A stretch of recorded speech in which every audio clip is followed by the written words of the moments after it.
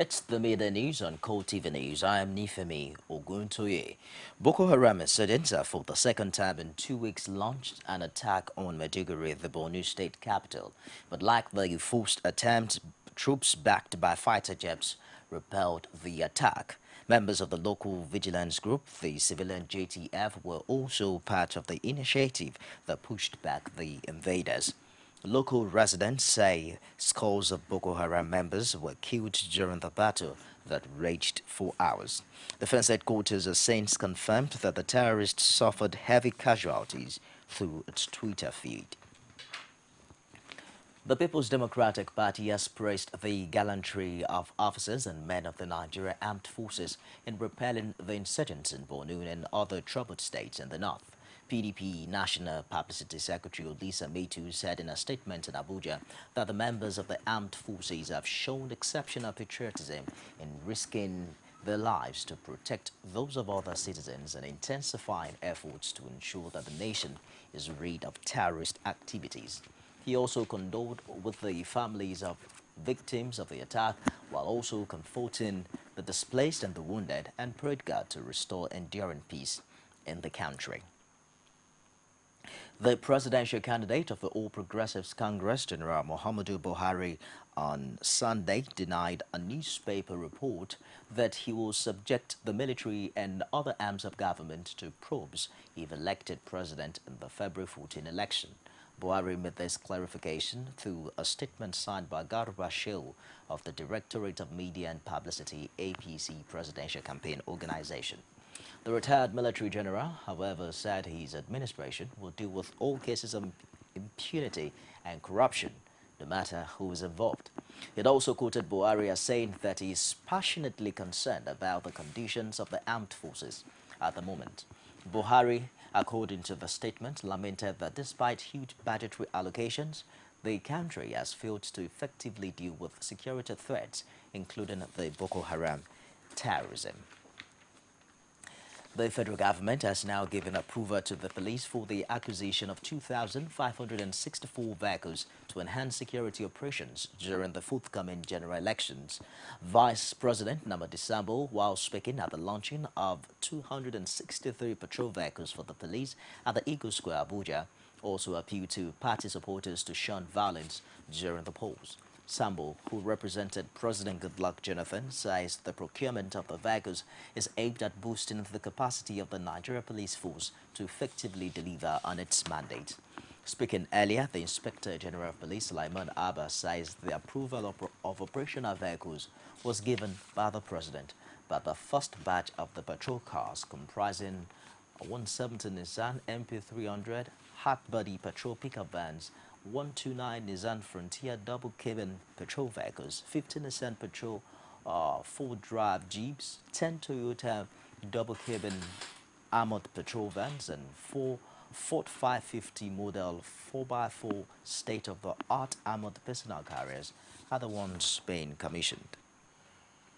Meanwhile, the Nigeria Police Force has continued its efforts aimed at bringing professionalism to the force with the graduation of 301 officer cadets as ICT professionals after training. The graduating officers, 213 ASPs, 213 ASPs and 88 inspectors have spent a year at the Police College of Information Technology, Abeokuta, Ogun State. Details of Napoleon Moma's report is presented from our studios. The Inspector General of Police, Suleiman Abba, represented by the DIG, Ashimad Agungu, in his address to the graduates says, Nigerian police, which is currently facing security challenges through the activities of insurgents and terrorists, has taken the step to rise to the challenge through development of capacity like the training of officers in information, communication and technology, proficiency and use. President, I can say with confidence and pride that despite the threats and challenges confronting the Nigerian police still remains stronger, safer and more respected in the field of security. However, we still face very serious threats. As we have in recent weeks with insurgents, there are still terrorists who are challenged to police officers and men that you need to be ready for the full ranges of threats. It is from the conventional to the unconventional to the cell of terrorists planning the next attack from the dangers of robbery, kidnapping to the new threat of cyber and other crimes and criminality. We must be vigilant. Police Affairs Minister Abdul Jalil Adesina, while congratulating the graduate, says the art of policing has gone digital and Nigerian police force cannot afford to be left behind. He assured Nigerians that the police will handle the forthcoming general elections with professionalism.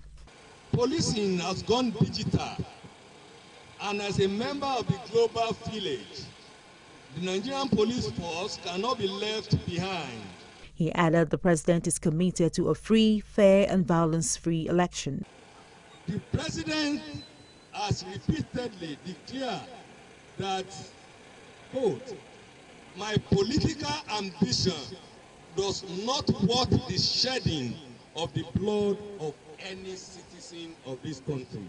Mr. President has humbly demonstrated in word and action his unalloyed commitment to peaceful and violence-free election for this country. He urged the political class to embrace peace before, during and after the elections.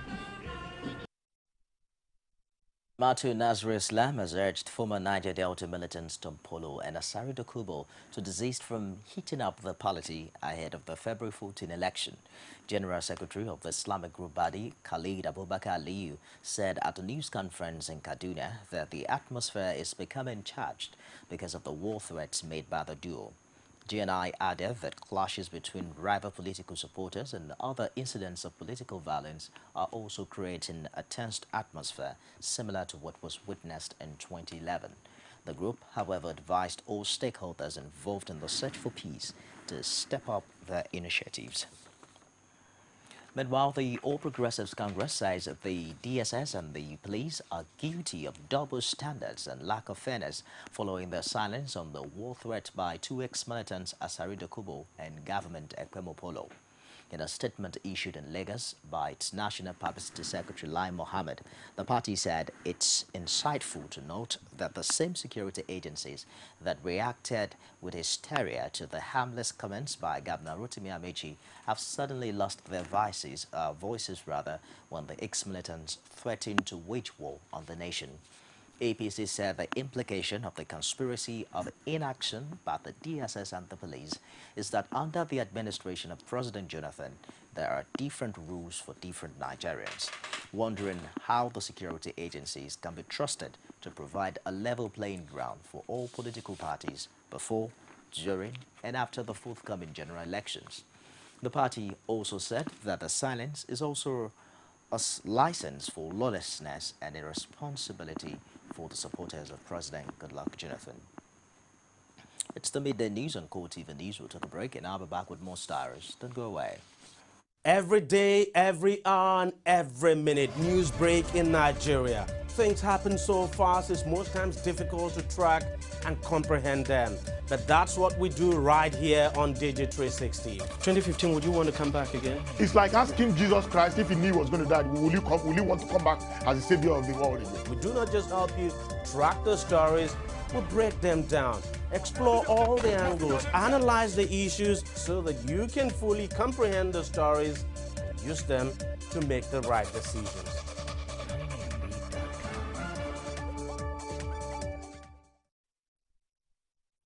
You can also get all of our top stories on any of our social media platforms. On Facebook, it's facebook.com/CoreTV News. You can also reach us on our Twitter platform at CoreTV News, and you also stream it live on YouTube, and it's trending on youtube.com/CoreTV with a space and news.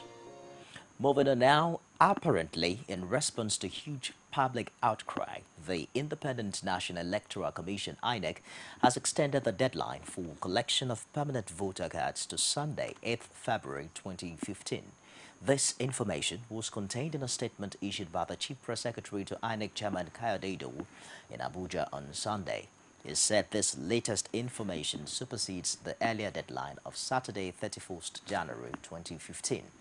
Idowu said the extension was intended to give registered voters yet to collect the PVCs the opportunity to do so in readiness for the February 2015 general elections.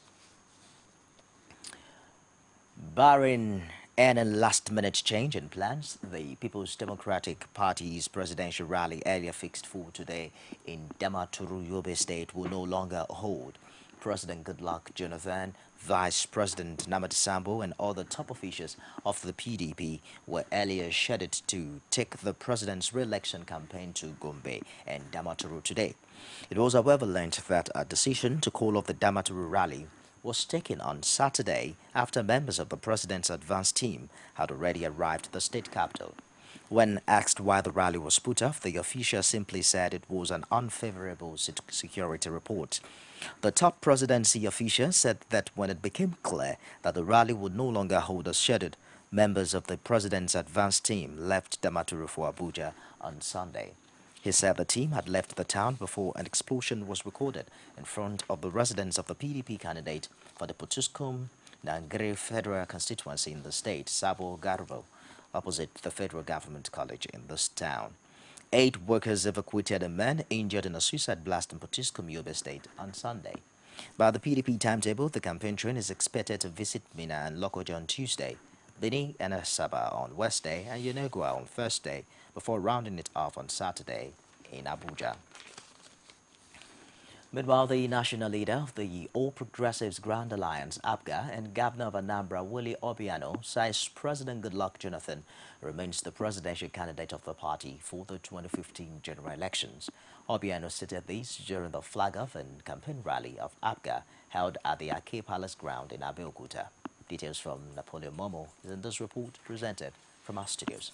The governor urged all members of his party to come out en masse to vote for Jonathan and all APGA candidates in the coming election. For this presidential election is Goodluck Ebele Jonathan. And I ask everybody, particularly the people from the southeast, to vote massively for Goodluck Ebele Jonathan. On the issue of the controversy surrounding the distribution of the permanent voters' cards, he says INEC is doing its best. All I can tell you is that INEC is trying their best. INEC is trying their best. Well, I believe they are. If they are not, they wouldn't have gone all the way to this time. Also speaking, the national chairman of the APGA, Victor Ume, says APGA is a national party while also urging people of Ogun State to elect a God-fearing man who had the capacity to govern. Elect a God-fearing man who has the capacity to govern in the person of Professor Bambushe.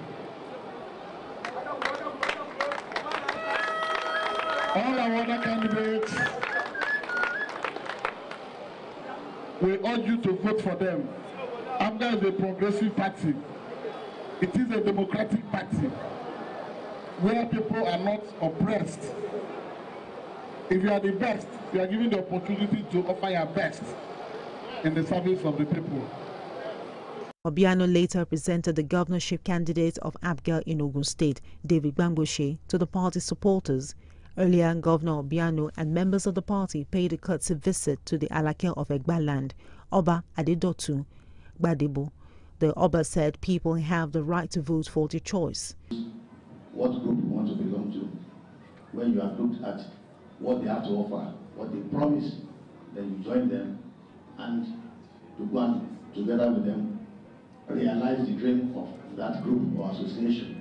The monarch also advised political class to shun violence and not overheat the polity.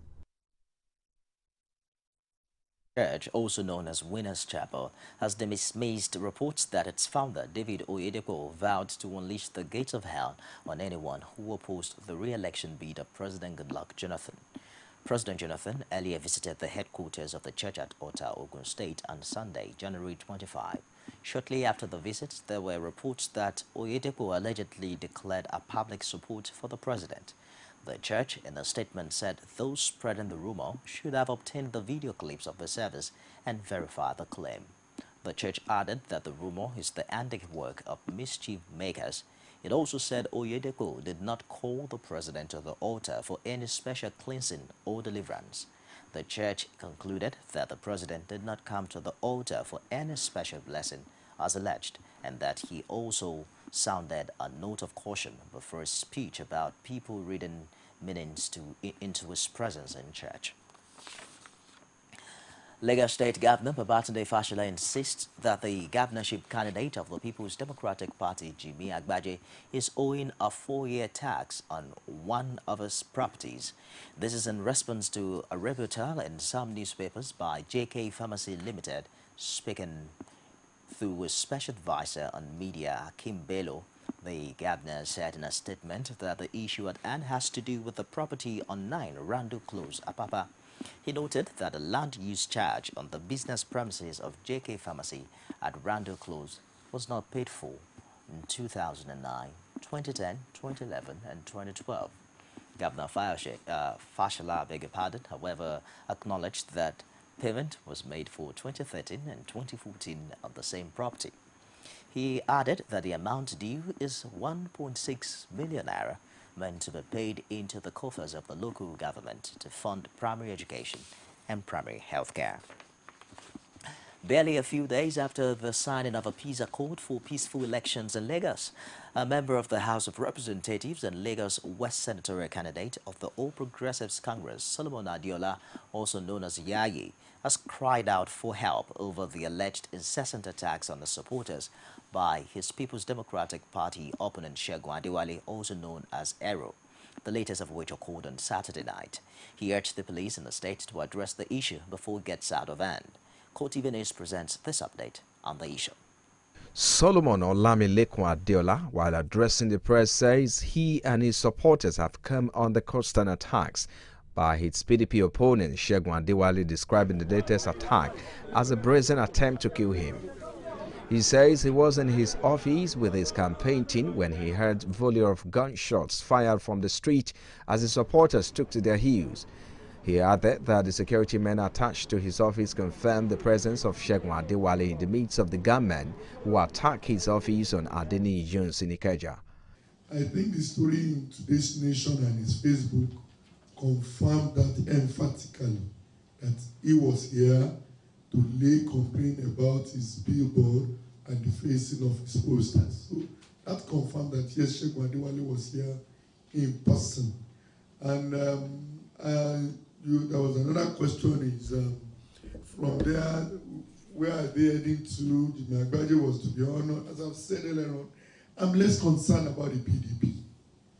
And as such, it will not be my problem if they are having any events here in Ikeja yesterday. But Segun Adewale himself has made it known to the whole world that he was on his way from a campaign from Ajiromi Felodo and chose to pass through my office, and he stopped in front of my office, and all other evidences are there. The back of my Land Cruiser Jeep was there, the window of my offices that was shot at was there, the gates was there, and these are the cartridges that was shot by Segun Adewale and his team while they were here yesterday. According to him, the incident has been reported to the police and investigations are on by the police. He, however, expressed his surprise and disappointment at the duplicity of the PDP candidate in his rebuttal of the attack. Already yesterday I've called him and he has sent his men, the Deputy Commissioner of Police in charge of operation and the Deputy and the DPO, Ikeja Division and Mine Division. They were here yesterday, and some team of investigators to collect statement and information from us. We have followed the rules. We have abided by the Constitution, and we have chosen to follow the path of peace.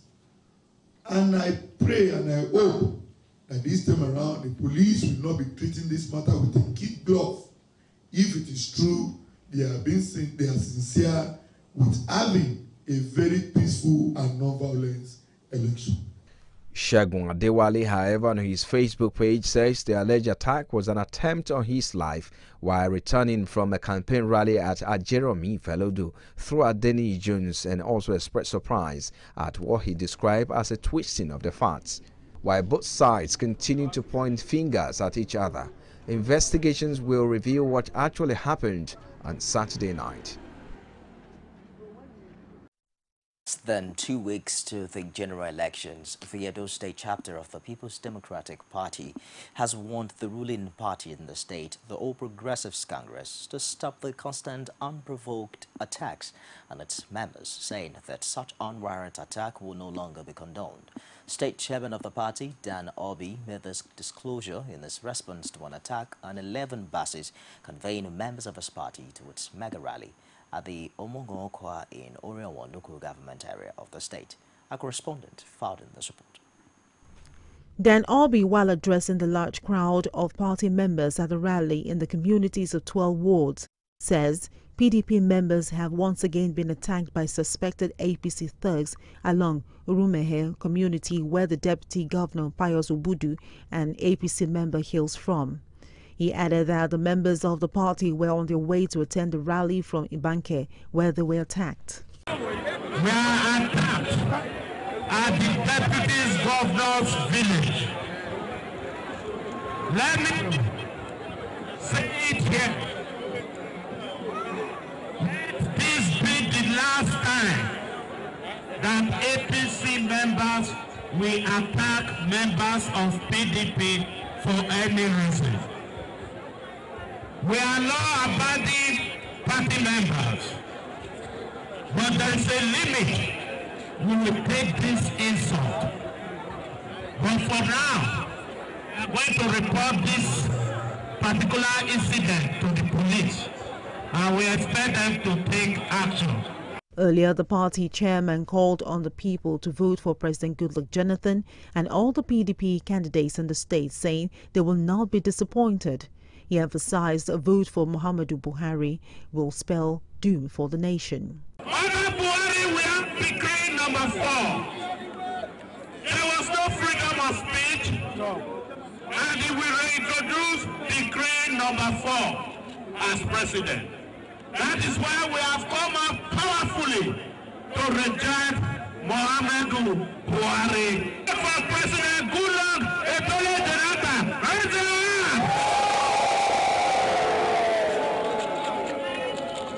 The Ohiowan people who displayed their PVCs signified their preparedness for the upcoming election, just as more APC members and leaders decamped to the PDP.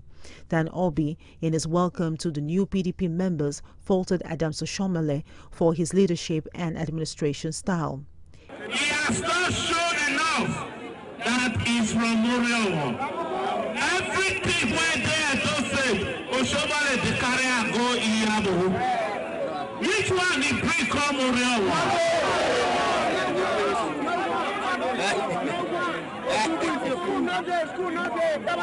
Oriawan, under Oshomole, would have done guy water, would have got light, students get scholarship, students get poetry.